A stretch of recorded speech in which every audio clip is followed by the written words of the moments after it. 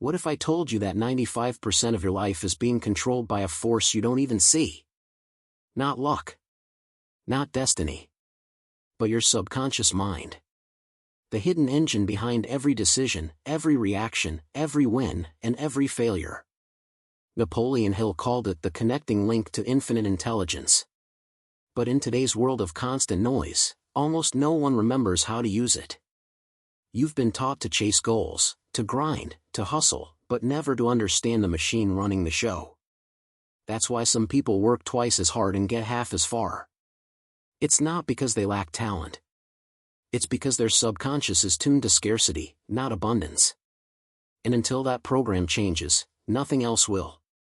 In this video, you'll learn the secret Hill hinted at but never fully revealed: how to retrain the subconscious to attract, create, and hold wealth in all forms: financial, emotional, and spiritual. This isn't positive thinking, it's mental engineering. Because the moment you master the mind behind the mind, your entire reality begins to obey. Napoleon Hill once wrote, "The subconscious mind is the connecting link between the finite mind of man and infinite intelligence." Most people live their entire lives unaware that 95% of their decisions, habits, and emotions are controlled by this hidden system. It's like having a powerful engine under the hood, but never learning how to drive. Think of your subconscious as the silent manager of your life. It records every experience, emotion, and belief, then repeats them automatically. If you grew up surrounded by scarcity, it quietly programs you to reproduce scarcity. If you were taught confidence, it builds momentum toward success. You're not a victim of your mind, you're simply running an old script. Hill compared the subconscious to fertile soil. It doesn't question what you plant, it just grows it. Whether it's fear or faith, poverty or prosperity, your thoughts are the seeds. The tragedy is that most people keep planting weeds and wonder why their life doesn't bloom. But once you understand how this soil works, you can start planting on purpose. Napoleon Hill taught that repetition of thought is the only known way to impress the subconscious mind. Modern science confirms it: the brain rewires itself through patterns. Each time you repeat a thought, good or bad, you carve a deeper groove in your neural pathways. Eventually, that groove becomes your automatic reaction to life. That's why affirmations, visualization, and autosuggestion were central to Hill's method. He wasn't preaching superstition, he was describing mental programming decades before neuroscience existed. The subconscious doesn't respond to logic, it responds to consistency. You can't just think positive once, you must think it until it feels true. That's when your inner world starts changing your outer one. Every repeated thought is a vote for your future identity. The question is, what are you voting for every day? Doubt? Fear? Abundance? The subconscious doesn't care, it simply obeys.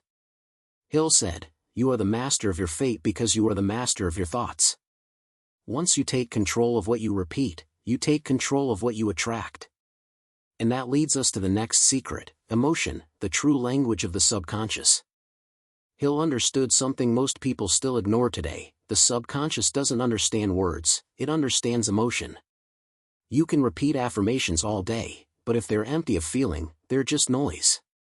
Emotion is the electricity that powers the message. It's what transforms a simple thought into a command your subconscious can't refuse. That's why fear spreads faster than logic, and passion builds empires.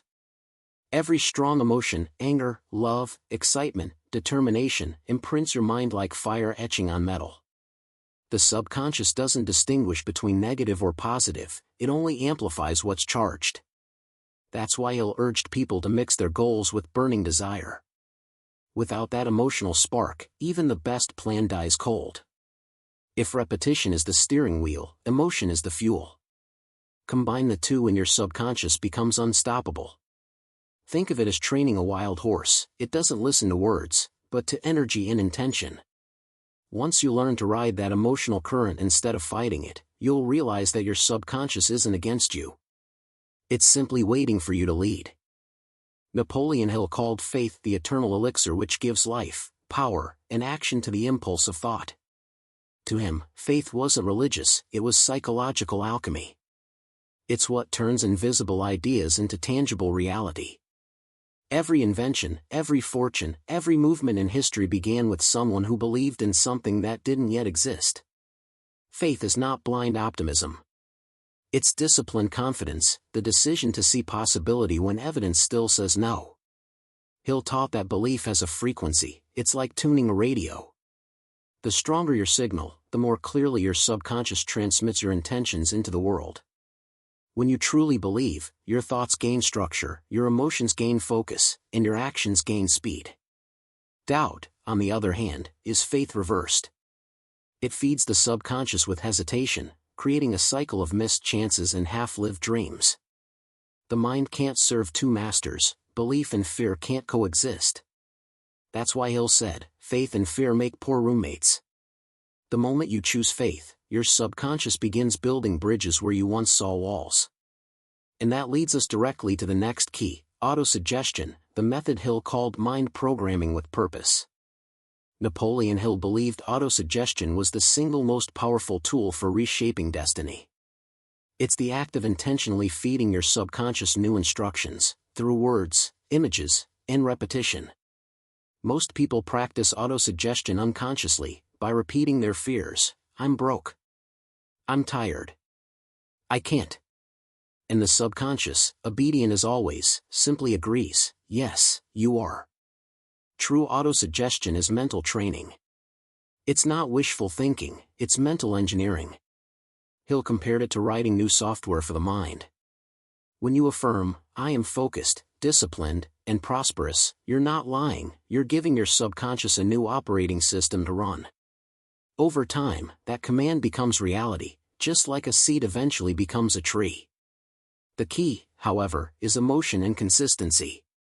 You can't whisper abundance once and expect a miracle. Hill advised daily rituals, morning and night, to imprint your goals deeply into your subconscious. He knew repetition rewires identity. That's why he said, whatever the mind can conceive and believe, it can achieve. Once you master autosuggestion, your inner voice becomes your greatest ally. And that's when you awaken the next force, imagination, the workshop of the mind. Napoleon Hill called imagination the workshop where all plans are created. Everything that exists, from airplanes to fortunes, began as a mental picture. Yet most adults abandon this creative power early in life, trading imagination for logic. Hill believed that was the greatest mistake of all. Because imagination is not fantasy, it's the blueprint of reality. Think of it this way, the subconscious is the builder, but imagination is the architect. Whatever you vividly imagine, your subconscious begins to organize circumstances to match it.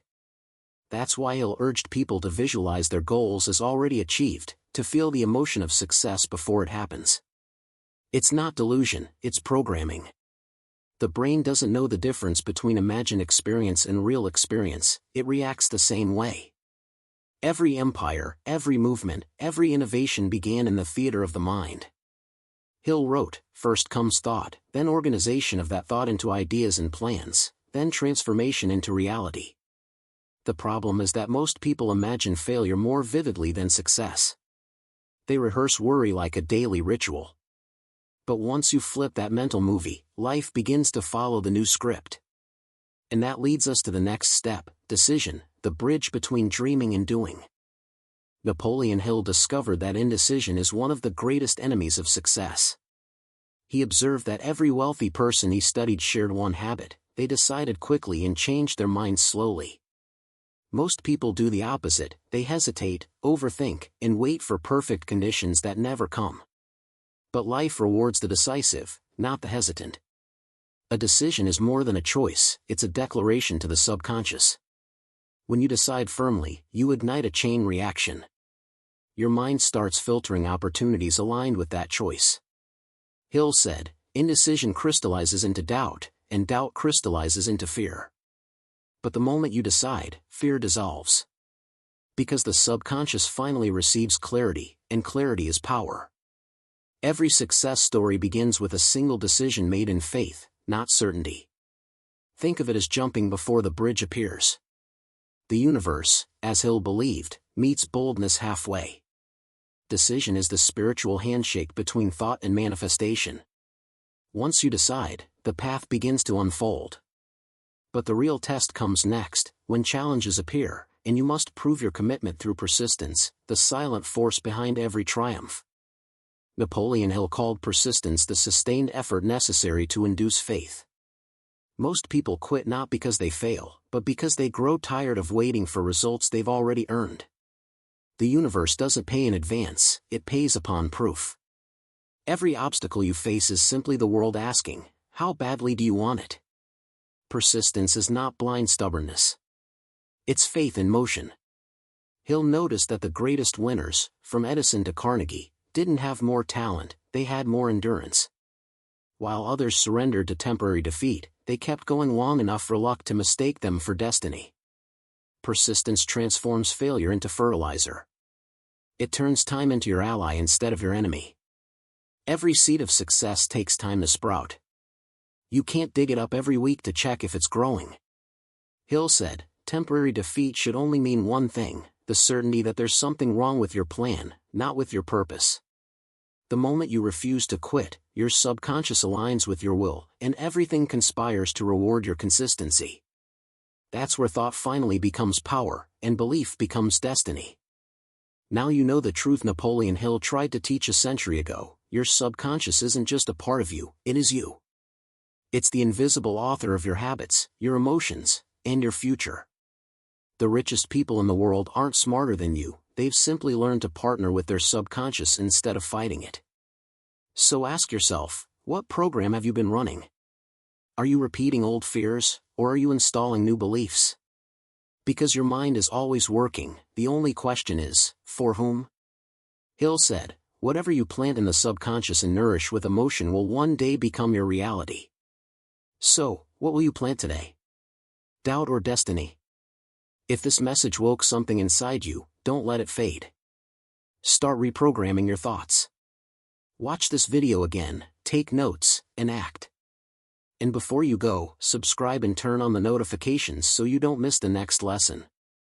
Because when you master your subconscious, you stop chasing success, and it starts chasing you.